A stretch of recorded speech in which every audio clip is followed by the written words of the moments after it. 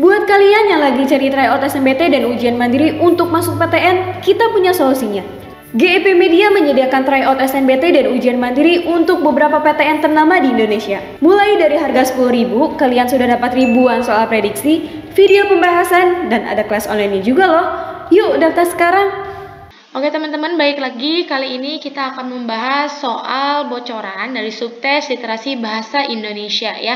Kita lihat di sini untuk pertanyaannya, manakah pernyataan yang salah berdasarkan bacaan? Nah, bacaan di sini itu membahas tentang penyakit autoimun ya.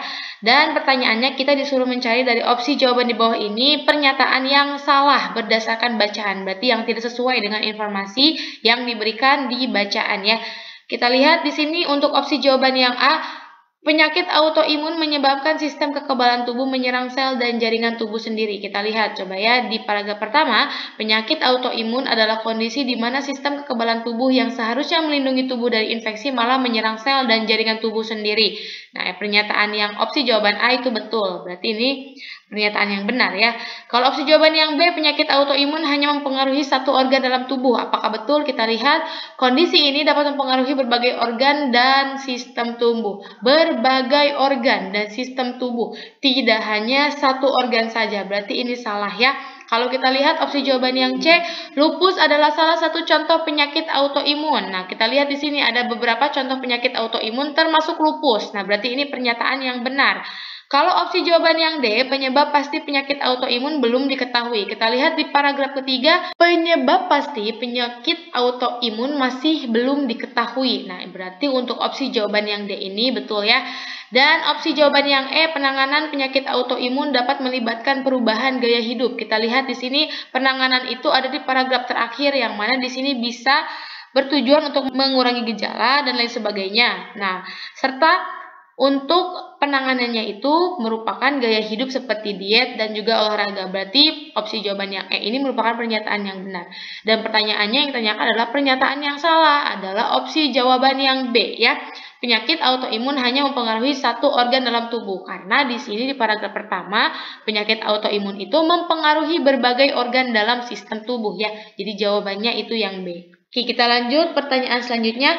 Apakah gagasan utama paragraf pertama? Nah, di sini paragraf pertama itu membahas tentang penyakit autoimun adalah kondisi di mana sistem kekebalan tubuh yang seharusnya melindungi tubuh dari infeksi malah menyerang sel dan jaringan tubuh sendiri. Kondisi ini dapat mempengaruhi berbagai organ dan sistem tubuh menyebabkan peradangan dan kerusakan jaringan. Nah, di paragraf pertama ini membahas tentang diawali oleh definisi penyakit autoimun ya, dan dampaknya terhadap sel dan juga jaringan tubuh gitu.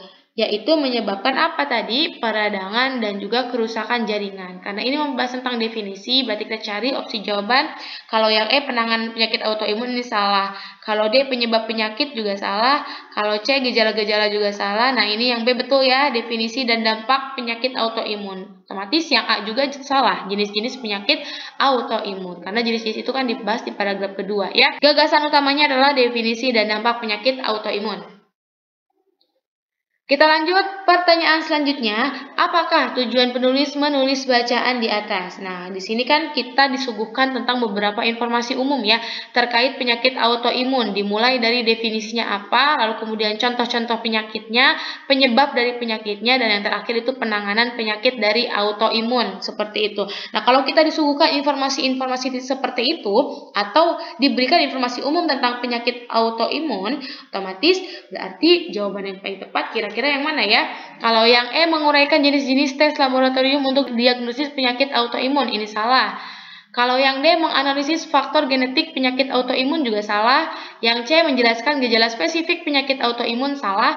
Kalau yang B, memberikan informasi umum tentang penyakit autoimun, ini betul ya, karena tadi kakak sudah jelaskan kalau di bacaan tersebut di tiap-tiap paragrafnya bersifat informasi secara menyeluruh terkait hal yang sedang dibahas, berarti itu adalah pemberian sebuah informasi umum. Kalau yang A, mengkritik metode, itu salah ya. Jadi jawaban yang tepat adalah yang B, memberikan informasi umum tentang penyakit autoimun. Kita lanjut ke pertanyaan selanjutnya, apakah pengganti kata memicu dalam paragraf ketiga yang paling tepat? Kita lihat kata memicu di paragraf ketiga itu ada di kata ini ya, atau di kalimat yang ini. Penyebab pasti penyakit autoimun masih belum diketahui, namun faktor genetik, lingkungan, dan infeksi diyakini berperan dalam memicu, atau ini berkaitan dengan hal yang menyebabkan ya. Menyebabkan. Nah, memicu ini dalam konteks paragraf ketiga berarti menyebabkan atau memulai kondisi tertentu ya. Sehingga kita cari opsi jawaban yang tepat adalah opsi jawaban yang A, menyebabkan. Mencegah itu salah, menghilangkan salah, mengobati salah, dan menyembuhkan juga salah ya. Jadi jawabannya yang A. Oke teman-teman, di sini kakak sudah siapkan soal latihan untuk kalian. Silakan kalian coba isi dan jangan lupa kalian spill jawaban terbaik kalian di kolom komentar.